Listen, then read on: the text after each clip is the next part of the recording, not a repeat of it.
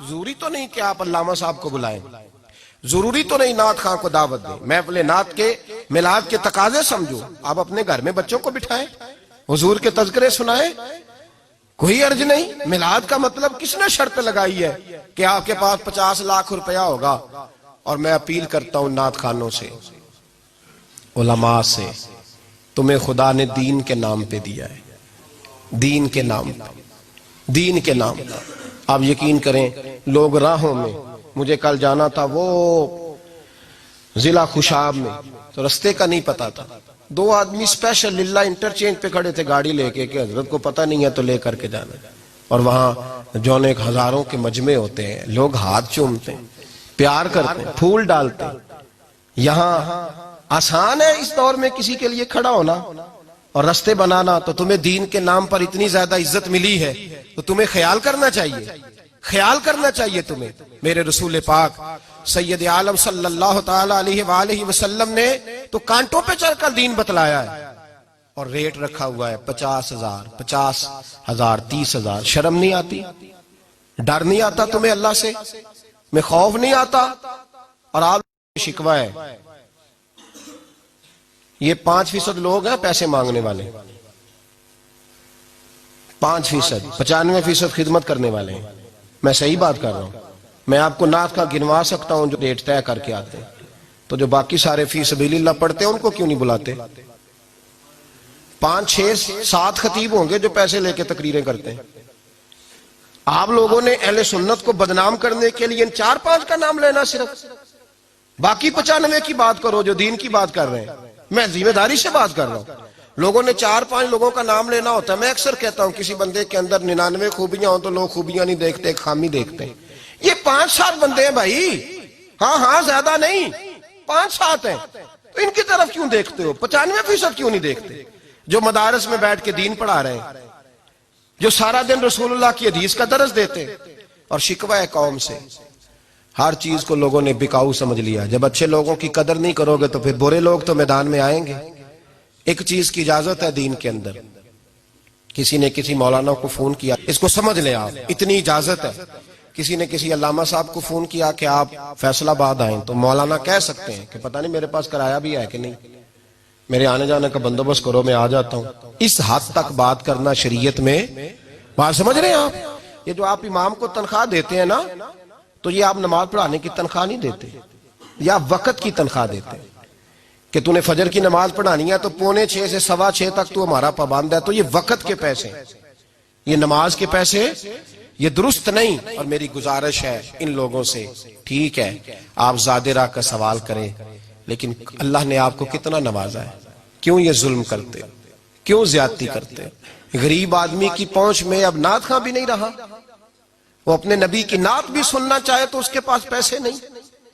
غریب آدمی اگر اپنے محبوب کی تعریف کسی مولانا سے سننا چاہے تو اس کے پاس وہ بھی پیسے نہیں۔ اتنی زیادتی۔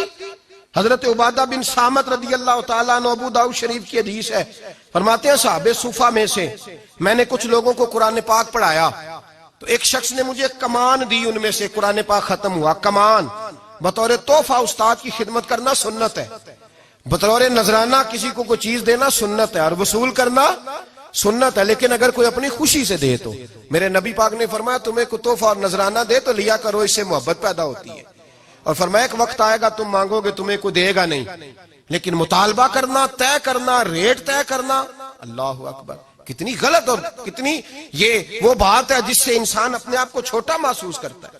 یہ لفظ کہتے ہوئے کتنی شرم آتی۔ حضرت عبادہ بن صامت کہتے ہیں میں نے قرآن پاک پڑھایا صحابہ صفہ میں سے، میرا قرآن پاک مکمل ہوا تو ایک شخص نے مجھے کمان دی، تو میں نے کہا اتنی دیر وصول نہیں کروں گا جب تک اپنے نبی سے پوچھ نہ لوں۔ کہتے ہیں میں رسول پاک کی بارگاہ میں آیا، حضور قبول کر لوں؟ فرمایا اس لیے نہ قبول کرنا، گویا سمجھایا فی نفس، اس لیے نہ قبول کرنا کہ قرآن کا معاوضہ ہو، ورنہ یاد رکھنا اللہ قیامت میں آگ کا لباس پہنا دے گا۔ تحفے کا معاملہ اور ہے، نذرانے کا معاملہ جو چیز جائز ہے اس کا میں اعلان کر رہا ہوں، لیکن مطالبے کرنا، ریٹ طے کرنا، اکاؤنٹ نمبر دینا، دلال قائم کرنا، کتنا ظلم ہے، زیادتی کی بات ہے۔ ایک صاحب نے مجھے لودھرا سے فون کیا ٹائم دے دیں، میں نے کہا ٹھیک ہے میں ربیع الاول میں آؤں گا، ساہیوال بھی مجھے آنا ہے، ملتان بھی، تو میں آپ کو وہاں بھی میں حاضر ہو جاؤں، کہنے اکاؤنٹ نمبر بھی دے چھڈو، سیکٹری دا بھی نام دسو. میں نے کہا یار تو نے غلط جگہ فون کر لیا ہے, ایسا کوئی کھاتا نہیں. کہنا پھر نہیں تسی آؤندے. یعنی یہ اللہ معاف کرے قوم کا یہ مائنڈ سیٹ ہو گیا ہے کہ جو بندہ طے نہیں کرتا وہ آ ہی نہیں سکتا, وہ طے کرتا ہے. کہنے لگا اب کرے طے.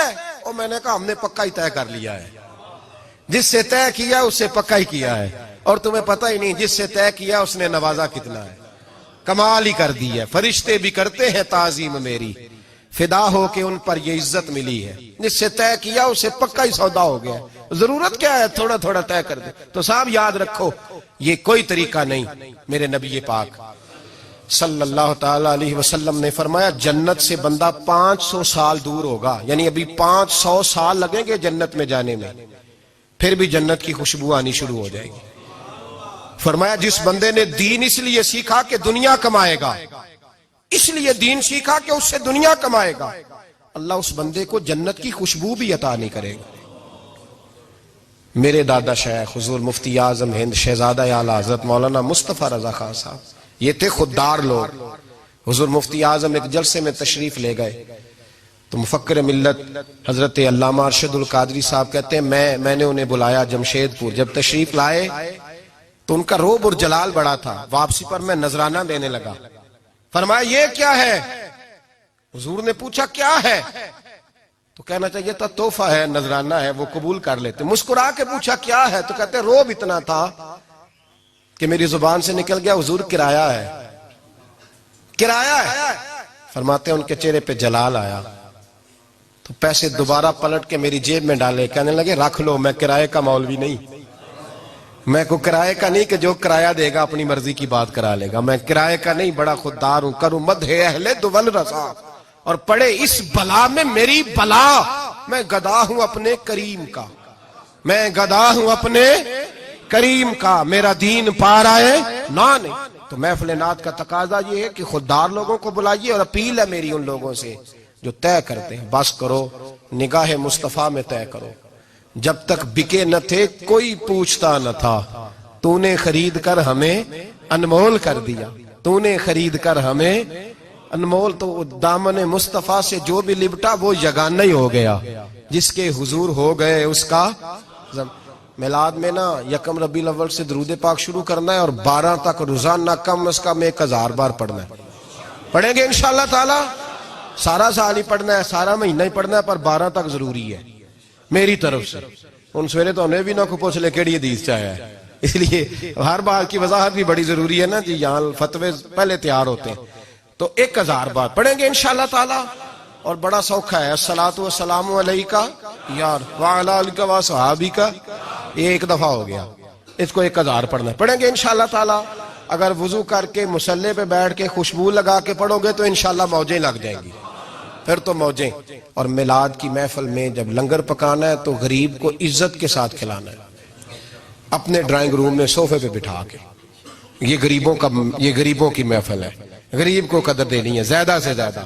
اور میں ہر میلاد پہ کہتا ہوں, پھر میری گزارش رہتی ہے چھوٹی بڑی عید پہ کوئی بیٹی اور بہن کو عید دے نہ دے, عید میلاد النبی پہ بہنوں کو ضرور فون کرنا چاہیے, بیٹیوں کو ضرور پیسے دینے چاہیے, اس لیے کہ یہی تو وہ عید ہے جس پہ میرے نبی نے بیٹی کی بات فرمائی ہے. اس پر بچیوں بھائی فون کریں بہنوں کو, انہیں جوڑا خرید کے دیں, انہیں بتائیں کہ میرے اندر پھر سے وہ بات تازہ ہو گئی ہے جس لیے میرے رسول پاک تشریف لائے تھے. تو بچیوں کا خیال کریں, بیٹیوں کا خیال کریں, بہنوں کا خیال کریں. میلاد نبی پاک صلی اللہ تعالی علیہ وسلم کے جشن کی بات ہے. ہم سے نہ پوچھو کہ میلاد نے ہمیں کیا دیا ہے, ہم تو گلیوں کا کوڑا تھے. یہ ساری عزتیں رسول کے میلاد کی برکت ہے. یہ امت میں جتنا نور ہے یہ رسول اللہ کے میلاد کی برکت ہے. حشر تک ڈالیں گے ہم پیدائش مولا کی دھوم, دم میں جب تک دم ہے ذکر ان کا سناتے جائیں.